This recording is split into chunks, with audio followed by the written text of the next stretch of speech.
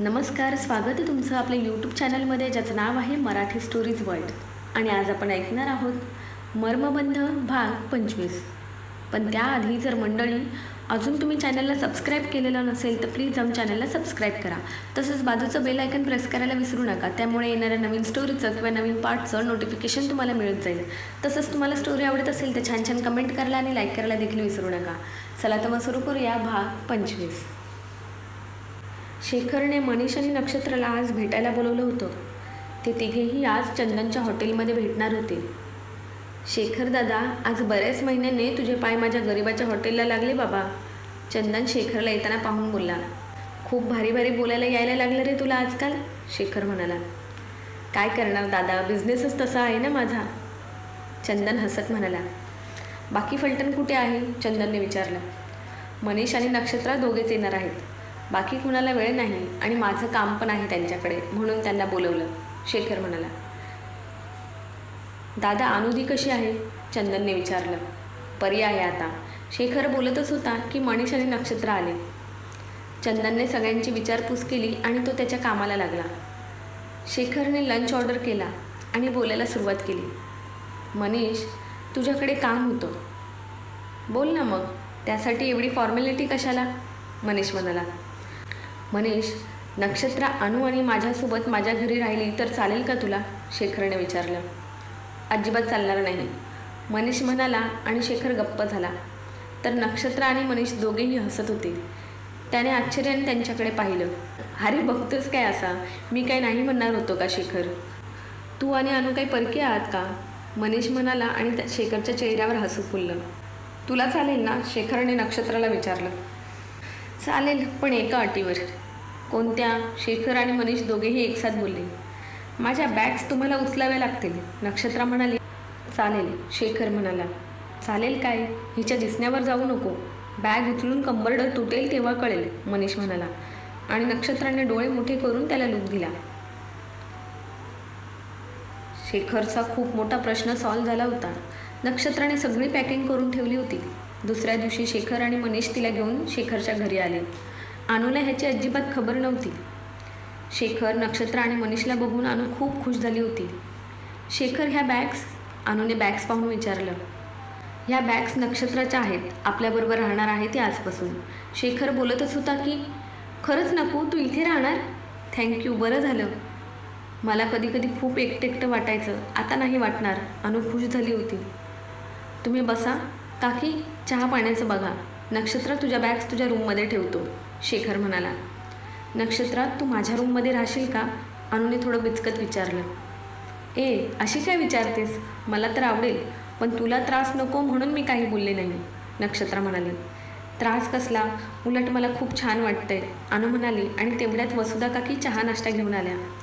नक्षत्रा घरात सेट होत होती. ती आल्याने अनुची काळजी थोडी कमी झाली होती. शेखर उद्यापासून नवीन जॉब जॉईन करणार होता. तर इकडे प्रिया आणि अजिंक्यच्या एंगेजमेंटची जोरदार तयारी अनमोल विलामध्ये चालू होती. प्रियाची आईसुद्धा त्यांना जमेल तशा तयारी करत होत्या. प्रिया, इव्हिनिंगला ज्वेलरी खरेदीसाठी जायचं आहे, तुला बरोबर घेऊन ये म्हणून आईचा कॉल होता, अजिंक्य काम करता करता म्हणाला. चालेल, प्रिया त्याच्याकडे बघून म्हणाले. संध्याकाळी प्रिया आणि अजिंक्य एका मोठ्या ज्वेलरी शॉपमध्ये गेले. तिथे मिस्टर राठोड, सुनंदा आणि दादी अगोदरच आल्या होत्या.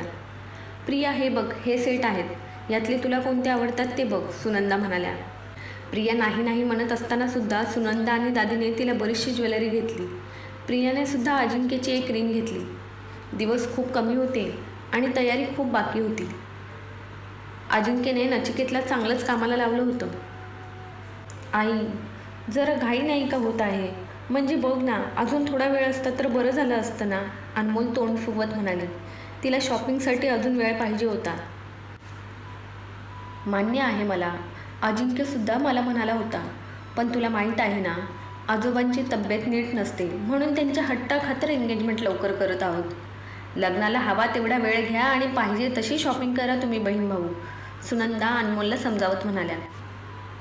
ओके, अनमोल खालचा ओठ बाहेर काढत म्हणाली. आजोबा म्हणजे सुनंदा यांचे वडील. एंगेजमेंटला फक्त काहीच दिवस उरले होते. जवळजवळ सर्व तयारी झाली होती. एक दिवस प्रियाने अजिंक्यजवळ विषय काढला. अजिंक्य सर, मी शेखरला एंगेजमेंटसाठी इन्व्हाइट करायला जाणार आहे. तुम्हीसुद्धा आलात बरोबर तर? प्रिया बोलत होती. तुला जायचं असेल तर तू जाऊ शकतेस, मी येणार नाही, अजिंक्य किंचित रागात म्हणाला. सर, मान्य आहे शेखर तुम्हाला उलटसुलट बोलला, पण तो माझ्या काळजीपोटीच ना.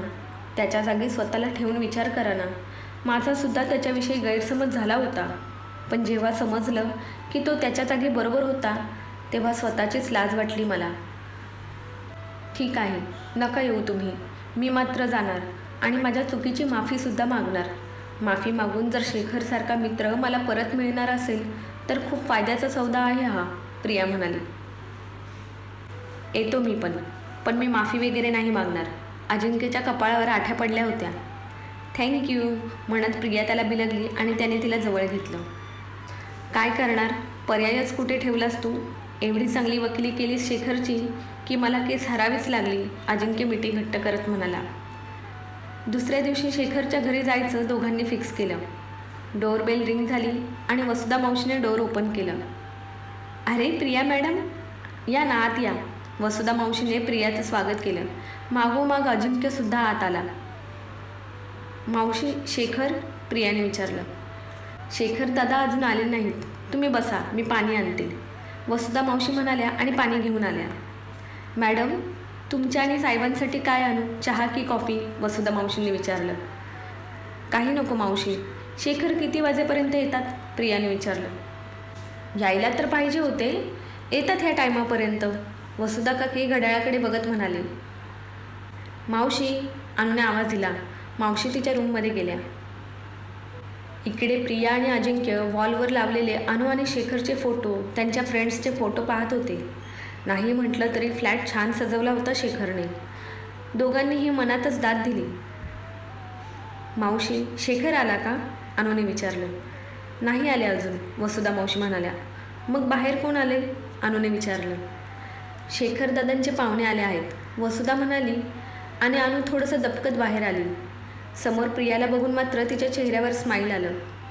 प्रिया, बरोबर ना? अनु म्हणाली. हो, आणि तू अनु, फोटो पाहिले होते मी तुझे, प्रिया म्हणाली. अजिंक्य मात्र दोघींकडेही एकटक पाहत होता. Priya, I must say you both are look like twin sisters, Ajinkya आश्चर्याने म्हणाला. हो, मला माहीत आहे, म्हणूनच मला पाहिल्यावर शेखरला अनुची आठवण यायची, प्रिया ओघात बोलून गेली आणि तिथे थोडासा ऑकवर्डनेस तयार झाला. अरे तुम्ही उभ्या का, बसा ना, अजिंक्य म्हणाला आणि ती त्या दोघांच्या समोर बसली.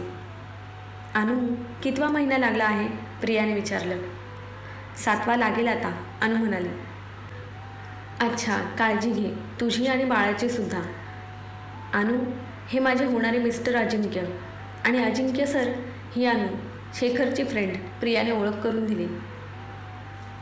मावशी, पाहुण्यांसाठी चहा पाण्याचं बघा, मी शेखरला कॉल करते, अनु म्हणाली आणि तिने मोबाईल हातात घेतला. तेवढ्यात डोअर ओपन झाल्याचा आवाज आला. शेखर आत आला आणि पाहतो तर काय, प्रिया आणि अजिंक्य दोघेही समोर बसले होते. प्रिया, तू आणि अजिंक्य सर तुम्ही माझ्या घरी? शेखर आश्चर्यचकित झाला होता.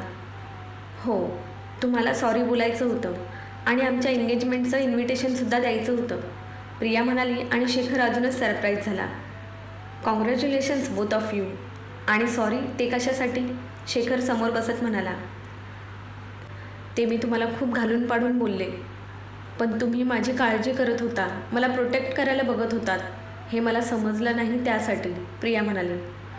तुला कळलं ना, त्यातच सगळं आलं, आणि माझंसुद्धा तर चुकलंच, मी सुद्धा अजिंक्य सरांच्या इंटेन्शनवर डाऊट घेतलाच ना, शेखर म्हणाला. शेखर, माझंसुद्धा चुकलं, मला माझं प्रेम सिद्ध करायचं होतं, पण त्यासाठी मी सुद्धा तुला त्रास दिला. तू प्रियापासून लांब गेल्याशिवाय ती माझ्याजवळ येणार नाही असं मलासुद्धा त्यावेळी वाटलं होतं, अजिंक्य म्हणाला. जे झालं ते झालं, तुम्ही दोघे एकमेकांवर प्रेम करता आणि फायनली तुमची एंगेजमेंट होते, हे जास्त महत्त्वाचं. I am happy for you, Shekhar म्हणाला. अनु आणि शेखर तुम्ही दोघांनीही एंगेजमेंटला यायचं हा, नाहीतर मी समजेल की शेखर तुम्ही माझ्यावर अजूनही रागवले आहात, प्रिया म्हणाली. प्रिया, मी नक्की येईल, पण अनुचं नाही सांगता येत. तिला आता रेस्टची गरज आहे, शेखर म्हणाला. ठीक आहे, पण शेखर तू मात्र नक्की यायचं, अजिंक्य म्हणाला. हो सर, शेखर म्हणाला. प्रिया आणि अजिंक्य दोघेही निघाले. अजिंक्य सर, पण तुम्ही शेखरबरोबर खरंच चुकीचं वागलात. मला हे सर्व नव्हतं माहिती आणि मी शेखरला चुकीचं समजून मोकळी झाली. प्रिया कारमध्ये बसल्यावर जरा रागात बोलली. ती चिडली होती हे समजल्यावर. सॉरी प्रिया, मला कळत होतं मी चुकीचं वागत आहे ते, पण काय करू, तू माझ्यापासून लांब जायची भीती वाटत होती मला. तुमच्या वाढत्या जवळकीमुळे मला असुरक्षित वाटायला लागलं होतं. तू जर शेखरच्या प्रेमात पडली तर माझं काय होईल, ह्या फक्त विचाराने मला त्रास होत होता. मी रात्र झोपूसुद्धा शकत नव्हतो. प्रेमात आणि युद्धात सगळं क्षम्य असतं असा विचार करून मी तसं वागलो. मी वाईट नाही गं, पण फक्त आणि फक्त तुझं प्रेम मिळवण्यासाठी तसं वागलो. तू मला समजून घेशील ना प्रिया, अजिंक्य पोटतिडकीने तिला समजावत होता. आज नाही तर उद्या तिला कळणारच होतं. ते स्वतःच सांगितलेलं बरं असा विचार अजिंक्यने केला आणि तिला सर्व सांगून टाकलं. खरं तर मला अगोदर तुमचा खूप राग आला होता. असं कसं करू शकता तुम्ही कुणाबरोबर, पण तुमचं बोलणं ऐकल्यावर हाही विचार मनात आला. तुम्ही हे सगळं तुमचं माझ्यावर प्रेम आहे हे मला पटवून देण्यासाठीच तर तसे वागलात. अजिंक्य सर, तसंही शेखरला माझ्यामध्ये कधीच इंटरेस्ट नव्हता. ते तर नेहमी माझ्यामध्ये अनुला शोधत होते. कधीतरी मलाही लग्न करून सेटल व्हायचंच होतं आणि शेखरसारखा समजूतदार माणूस लाईफ पार्टनर म्हणून कोणत्या मुलीला नाही आवडणार. माझंही तेच झालं. मीच त्यांच्यामध्ये इंटरेस्ट दाखवत होते. पण जेव्हा मला समजलं की ते मला राठोड इंडस्ट्री जॉईन करायला विरोध करत आहेत, तेव्हा मला त्यांचा राग आला. मला वाटलं ते माझ्या प्रगतीवर जळत आहेत. त्यांचा मेल इगो दुखावला गेला आहे, कारण मला त्यांच्यापेक्षा जास्त सॅलरी आहे म्हणून, आणि आमच्यातल्या मिसअंडरस्टँडिंगला सुरुवात झाली. मी तुम्हाला माफ करेन, पण परत तुम्ही कधीही असं वागणार नाही हे मला प्रॉमिस हवं आहे. प्रियाने सुद्धा आज तिचं मन अजिंक्यसमोर मोकळं केलं. प्रॉमिस, आणि मला आता असं वागायची गरजसुद्धा नाही. तू आणि मी आता एकमेकांचे आहोत पुढच्या 7 जन्मांसाठी, अजिंक्य प्रियाकडे प्रेमाने पाहत म्हणाला. आज बऱ्याच दिवसांनी सगळे मिसअंडरस्टँडिंग दूर झालं होतं. सगळ्यांच्याच मनावरचं ओझं जसं उतरलं होतं. प्रियाने नक्षत्रा, सुजित, मनीष, चंदन आणि माईंना सुद्धा एंगेजमेंटचं इन्व्हिटेशन दिलं होतं. एका आलिशान पंचतारांकित हॉटेलच्या हॉलमध्ये अजिंक्य आणि प्रियाची एंगेजमेंट चालू होती. पूर्ण राठोड फॅमिली, जवळचे नातेवाईक आणि मित्रपरिवार असा मोजक्या पाहुण्यांमध्ये हा सोहळा चालला होता. स्टेजवर मरून कलरच्या इंडो वेस्टर्न आउटफिटमध्ये डॅशिंग आणि हँडसम अजिंक्य उभा होता, तर प्रियाने व्हाईट आणि मरून कलरच्या कॉम्बिनेशनचा लेहंगा घातला होता. त्यावर डायमंडची ज्वेलरी अजूनच उठून दिसत होती. चेहऱ्यावरचं तेज लपत नव्हतं. दोघेही मेड फॉर इच अदर वाटत होते. Priya, you are looking gorgeous, Ajinkya तिच्या कानाजवळ बोलला आणि तिचे गाल लाजेने लाल झाले.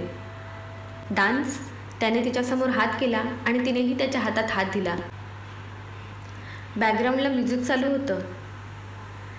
दिल चोरी साडा हो गया, ओय की करिए, नैनों में किसी के खो गया, ओय की करिए, ओ मैडम तेरी चाल, तेरी सिल्की सिल्की वाल, अब मैं इससे ज़्यादा क्या कहूँ, मैं नशे में टल्ली हो गया, ओय की करिए, दिल चोरी सड्डा हो गया, ओय की करिए. प्रिया आणि अजिंक्य बेफान होऊन डान्स करत होते. अजिंक्यने प्रियाला कमरेत हात घालून उचलून घेतलं आणि पुन्हा खाली ठेवता ठेवता तिच्या हातात रिंग घातली आणि एकच कल्ला झाला. त्यांच्या अंगावरून नाना प्रकारच्या फुलांचा जणू पाऊस पडत होता. सगळे टाळ्या वाजवत होते, तर प्रिया आणि अजिंक्य एकमेकांच्या डोळ्यांमध्ये हरवून गेले होते. एंगेजमेंट झाली होती. सगळेजण जेवण आणि ड्रिंक्स एन्जॉय करत होते. मिस्टर आणि मिसेस राठोड सगळ्यांकडे आदवीने लक्ष देत होत्या. नक्षत्र आणि ग्रुपसुद्धा जेवण आटोपल्यावर प्रिया आणि अजिंक्यला विश करायला स्टेजवर गेले. अजिंक्य, हे माझे फ्रेंड्स. नक्षत्रा, सुजित, चंदन, प्रियाने ओळख करून दिली. हॅलो जिजू, हाय सर, सगळ्यांनी ग्रीट केलं. कॉंग्रॅच्युलेशन्स बोथ ऑफ यू, सगळ्यांनी विश केलं. नक्षत्रा, मनीष आणि शेखर नाही आले? माईसुद्धा नाही दिसल्या, प्रियाने विचारलं. मनीष आणि शेखर इथेच होते. मगाशीच आश्रमामध्ये थोडं काम आल्याने ते दोघेही गेले, नक्षत्रा म्हणाली. असं काय काम आलं की मला न भेटता गेले ते? प्रिया थोडंसं नाराज होत बोलली. प्रिया, नाराज नको होऊ गं. माईंची तब्येत थोडी बरी नाही म्हणून गेले, नाहीतर गेले नसते, नक्षत्रा म्हणाली. ओ, काही मेजर प्रॉब्लेम तर नाही ना? प्रियाने विचारलं. नाही गं, आता वय झालं आहे तर राहते त्यांची प्रकृती थोडी नरम गरम. तू विचार नको करू, आजचा दिवस एन्जॉय कर, सुजित म्हणाला आणि दोघांनाही विश करून सगळे निघाले. हळूहळू सगळे पाहुणे निघून गेले. आता फक्त घरातले सगळे राहिले होते. सगळे जेवण करायला सोबत बसले होते. ब्रो, तू एक काम कर, वहिनीच्या समोर बस, म्हणजे तुला तिला नीट बघता येईल. तिथून जरा त्रासच होत असेल ना? अनमोल म्हणाली. हो, ते तर आहे, पण समोर बसून हात कसा पकडता येईल? अजिंक्य बोलून गेला आणि प्रियाने लाजून मान खाली घातली तर सगळे त्याच्याकडे बघत होते. आपण काय बोलून गेलो हे अजिंक्यच्या लक्षात आलं आणि त्याने गालात हसत केसातून हात फिरवला. जेवायचं सोडून हे चाललं आहे तर तुझं, दादी हसत म्हणाल्या. दादी चिल, चालतो एवढा रोमांस केला तर, हो की नाही अजिंक्य? नचिकेत त्याची खेचत म्हणाला. सगळ्यांनी आज काय माझी खेचायची सुपारी घेतली आहे का? आणि ही तुमची सरदार? बाजूला बसलेल्या अनमोलचे कान ओढत अजिंक्य म्हणाला.